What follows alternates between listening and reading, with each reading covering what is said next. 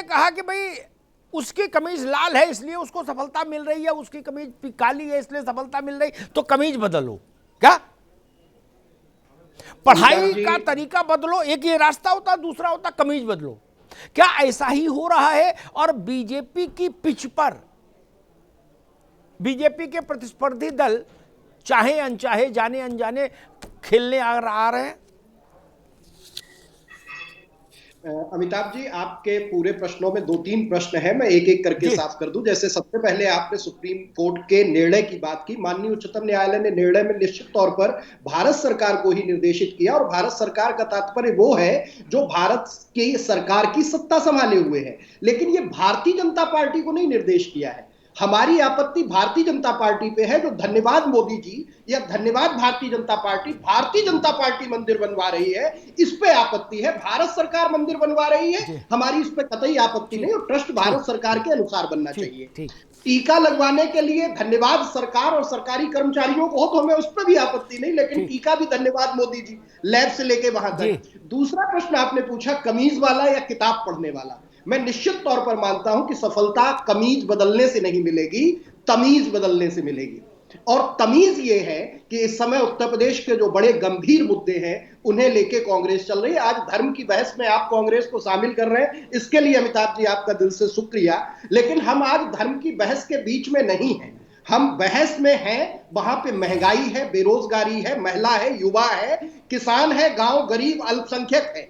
लेकिन चूंकि ये बड़ा आसान हो गया है चुनाव प्रचार करने के लिए, जैसा कि आपने वक्तव्य शुरू किया, आप बड़े पत्रकार हैं, कि कुछ रोज नया ना हो तो फिर बात किस पे हो। चूंकि बात के वो मुद्दे गायब किए जा रहे हैं, और इसके लिए एक बहुत सोची समझी साजिश होती है। जिसको लाभ मिलना होता है वो ऐसे मुद्दे उछालता है जिससे असली मुद्दे दबे। लेकिन कांग्रेस पार्टी की अपनी प्रतिज्ञाएं और अपना पूरा अभियान, हम महिला की बात कर रहे हैं, महिला को हम आगे लाएंगे, और जो अभी तक 20वीं शताब्दी में स्थान नहीं मिला, अब 21वीं शताब्दी में हम दिलाएंगे। निश्चित तौर पर राजनीतिक पार्टियां भी, कांग्रेस पार्टी बहुत लंबी पार्टी है, 137 साल की पार्टी है, तो उसमें कहीं ना कहीं नेतृत्व बदलता है, तो विचारधारा से भी थोड़े बहुत बदलाव होते हैं विचारधारा में भी। आज हमारे जो मुद्दे हैं उनमें महिला हमारा मुख्य मुद्दा है। ठीक है, नहीं नवदुर्गा तक भी मामला आया कम से कम। चलो मैं जान रहा हूं कोई पूरा टर्न ले गया, किसी ने हल्की गाड़ी काटी है, लेकिन काट सब रहे गाड़ी, वो ठीक है। विक्रम राव साहब के पास चलूंगा एक बात याद दिलाने के लिए। जो बात त्रिपाठी जी ने कही ना, उसका भी समाधान हमेशा के लिए होना चाहिए, कम से कम हमारे इन मित्रों के सामने तो होना चाहिए, इनके जरिए फिर बाकी देश में जाएगा। राव साहब, आपको याद होगा जब इंदिरा गांधी की लीडरशिप में भारत की सेना ने पाकिस्तान को तोड़ दिया,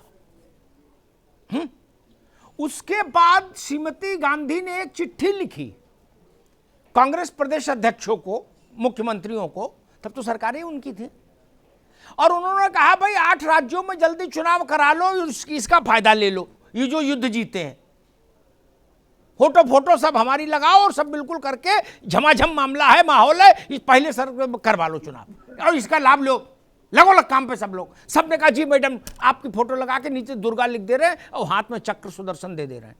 क्या ऐसा नहीं हुआ क्या? इसमें कोई गलत बात नहीं। मैं एक बात को समझ लीजिए, मैं राव साहब का टिप्पणी लूंगा, लेकिन एक बात अपनी समझ से कह दूं, आप किसी को अच्छा लगे, ये अखिलेश जी एक बार जब मुख्यमंत्री थे तो एक कार्यक्रम में हम और वो दोनों वक्ता थे, तब मैंने उनकी उपस्थिति में कहा, मोदी जी तब तक प्रधानमंत्री हो चुके थे, मैंने कहा यहां जितने सपा के उत्साही नौजवान बैठे हैं उनको खराब लगे तो हाल छोड़ के चले जाएं, अच्छा लगे तो बैठे रहें, देश का चेहरा मोदी। और मैंने कहा जितने भाजपा के समर्थक बैठे वो भी यही, उनके लिए भी यही संदेश, उत्तर प्रदेश का चेहरा अखिलेश यादव। मैं आज भी मानता हूं देश का चेहरा प्रधानमंत्री होता है और प्रदेश का चेहरा मुख्यमंत्री। उसके कालखंड में घटी हर घटना पर उसकी छाप होती है। राव साहब, गलत कह रहा हूं क्या? बिल्कुल सही, बस सहमत की परिभाषा से, लेकिन थोड़ा आपके पहले मैं जाऊं जी। पता नहीं तब आप शायद पैदा हुए हो ना पैदा हुए अमिताभ भाई जी। 1952 में पहला चुनाव हुआ था लोकसभा का, आचार्य करपात्री जी थे बनारस के, जी हाँ, शुद्ध हिंदू धर्म पे वोट मांग रहे थे।